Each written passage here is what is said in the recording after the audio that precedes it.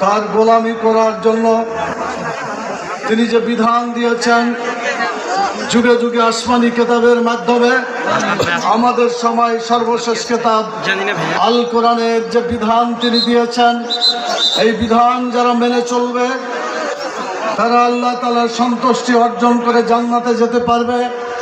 আর যারা আল্লাহর এই বিধানকে মানবে না, আল্লাহর অসন্তুষ্টি নিয়েই তাদেরকে জাহান্নামে যেতে হবে। বাংলাদেশ জামাত ইসলামী সহ 11 দলীয় আজকের যে ঐক্য, আমরা শপথ নিয়েছি মানুষের তৈরি করা মতবাদকে আমরা মনে করি অতটুকুই গ্রহণ করা যাবে যতটুকু কোরআন সুন্নাহ সমর্থন করে। আর যে আইনগুলা কোরআন সুন্নাহ সমর্থন করে না, এই সমস্ত আইনগুলাকে আমরা বাংলাদেশ থেকে বিতাড়িত করতে চাই। প্রিয় ভাইয়েরা, বাংলাদেশে আওয়ামী লীগ এসেছিল 6 বার, আর বিএনপি ক্ষমতায় আসলো এবার দিয়ে 5 বার। জাতীয় পার্টি এসেছে 2 বার। এই সমস্ত দলগুলো ক্ষমতায় বারবার এসেছে, কিন্তু আল্লাহ তাআলার দেওয়া যে বিধান, সেই বিধান থেকে একটি আইনও তারা বাস্তবায়ন করে নাই। আমাদের দাবি হচ্ছে যতদিন পর্যন্ত আল্লাহর আইনে জমিনে চালু না হবে ততদিন পর্যন্ত আমাদের আন্দোলন চলছে এবং চলবে ইনশাআল্লাহ। গতবার যে ভোট হলো ফেব্রুয়ারি মাসে, জনগণ গণভোটের ভোট দিল, আর জাতীয় সংসদেও ভোট দিল। আপনারা জানেন গণভোটের হাগুলা ছিল বাংলাদেশ জামাত ইসলামী সহ 11 দলীয় যে ঐক্য ছিল, সেই ঐক্যের সমর্থনে হা ভোট পড়েছিল। এই হা ভোটের পরিমাণ কত হয়েছিল আপনাদের জানা আছে?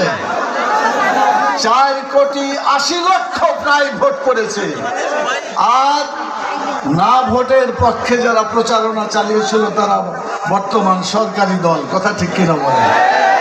এই না ভোটের সংখ্যা কত হয়েছিল মনে আছে? মনে নাই? প্রায় 2,20,00,000। তাহলে 2,20,00,000 ভোট বিএনপির, আর 11 দলের ভোট হচ্ছে 4,80,00,000। অতএব মেজরিটি ভোট হচ্ছে 11 দলের। কথা ঠিক কিনা? অতএব দেশটা পরিচালনা করার অধিকার 11 দলের। বিএনপির ভোট পরিচালনায় দেশ পরিচালনা করার অধিকার ভোটে প্রমাণিত হচ্ছে না।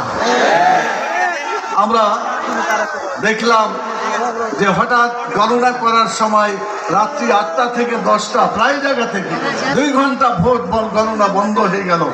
আমরা আজ পর্যন্ত বুঝে উঠতে পারলাম না কেন এই ভোটটা বিরতি ছিল গণনার। এখন বোঝা যাচ্ছে ইঞ্জিনিয়ারিং করার জন্য এই কাজটা করা হয়েছে সারা দেশে। টেকনাফ থেকে তেঁতুলিয়া পর্যন্ত এই ইঞ্জিনিয়ারিং করার মাধ্যমেই তারা সিট সংখ্যা বৃদ্ধি করতে পেরেছে। কথা ঠিক কিনা বলেন? সেজন্য আমরা এটার প্রতিবাদে আমরা সংসদে কথা বলেছি, আমরা আদালতে আমরা সেখানে আইন হিসাবে মামলা দায়ের করেছি এবং রাজপথেও আমরা আন্দোলন করছি। যতদিন পর্যন্ত জনগণের গণভোট এই সরকার না মানবে ততদিন পর্যন্ত বাংলাদেশে শান্তি প্রতিষ্ঠা হইতে পারে না। সেই জন্য আমরা বলেছি যে গণভোটটা মেনে নেন। গণভোটের যে রায় ছিল সেই রায় অনুযায়ী যদি প্রথম দিনে শপথ নেওয়া হতো প্রধানমন্ত্রী হওয়ার জন্য, এমপি হওয়ার জন্য, সংসদের ভোটটা মানা হলো, কিন্তু জনগণের কল্যাণের জন্য, জনগণের অধিকার প্রতিষ্ঠার জন্য যে গণভোট, সেই গণভোটের রায় তারা মানলেন না এবং তারা শপথ গ্রহণ করলেন না। কথা ঠিক কিনা বলেন? তারা 4,80,00,000 ভোটারের সাথে গাদ্দারি করেছে, বিশ্বাসঘাতকতা করেছে। যতদিন পর্যন্ত রায় না মানবে এবং জুলাই যোদ্ধাদের যে দাবি করা হয়েছিল সেই সময় অনেক পরিশ্রম করে সংবিধান সংস্কার করার জন্য যে কাজটি করা হয়েছে, যতদিন এটা না মানবে ততদিন পর্যন্ত বর্তমান সরকারি দলের শান্তি প্রতিষ্ঠা করতে পারবেন না। আমরা শান্তি প্রতিষ্ঠা করতে চাই, এই আহ্বান জানাতে চাই।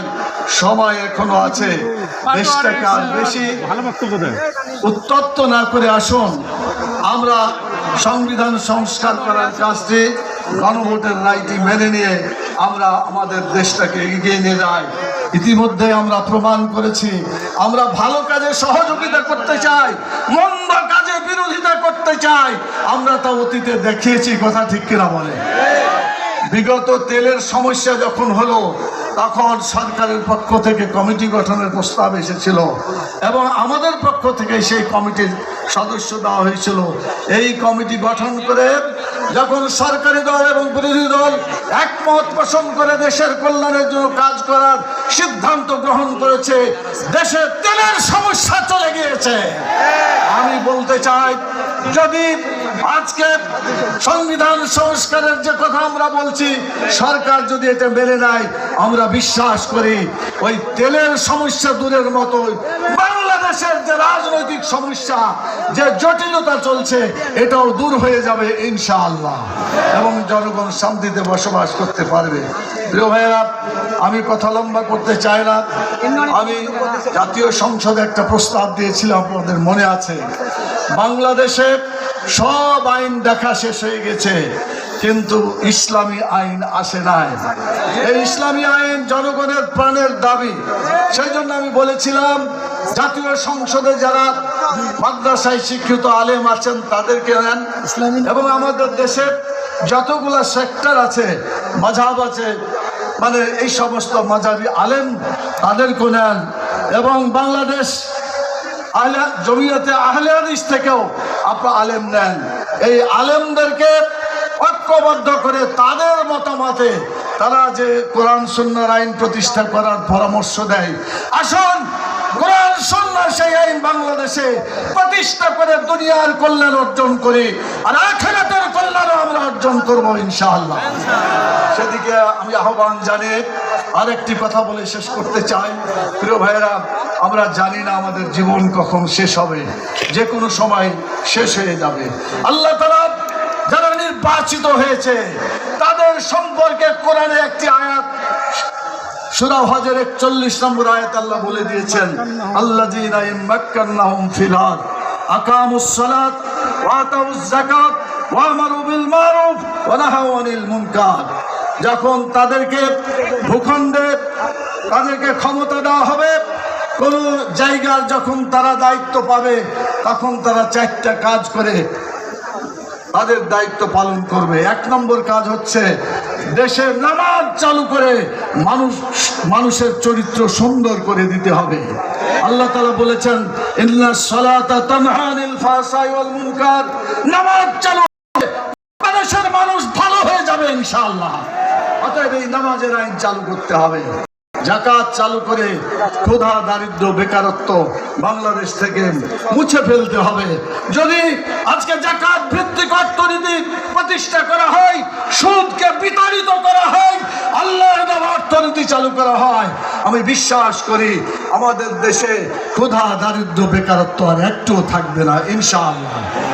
আমরা দেশটাকে সুন্দর করতে পারবো, মানুষ না খেয়ে মরবে না, মানুষ আরামে জীবনযাপন করতে পারবে।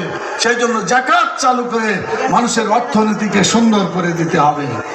3 নম্বর আল্লাহ তাআলা বলেছেন, ভালো কাজ চালু করে মানুষকে শান্তিতে বসবাস করতে দিতে হবে আর মন্দ কাজ বন্ধ করে অশান্তির আগুন থেকে তাদেরকে রক্ষা করতে হবে। তাই আসুন আল্লাহর দেওয়া বিধান আমরা বাস্তবায়ন করার লক্ষ্যে ঐক্যবদ্ধভাবে কাজ করি।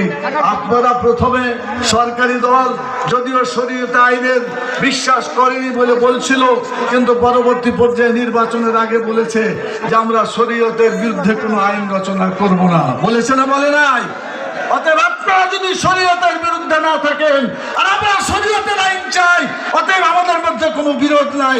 আসুন বাংলাদেশের মানুষকে মুক্তি দেওয়ার জন্য আল্লাহ তাআলার যে বিধান, শরীয়ত বিধানকে আমরা গ্রহণ করি, বাস্তবায়ন করি, মানুষের মুখে হাসি ফুটাই, দুনিয়া এবং আখিরাতের কল্যাণের জন্য কাজ করি। এই উদাত্ত আহ্বান জানিয়ে আপনাদের সবাইকে ধন্যবাদ জানিয়ে আমার কথা এখানে শেষ করছি। সুবহানাকা আল্লাহুম্মা ওয়া বিহামদিকা আশহাদু আল্লা ইলাহা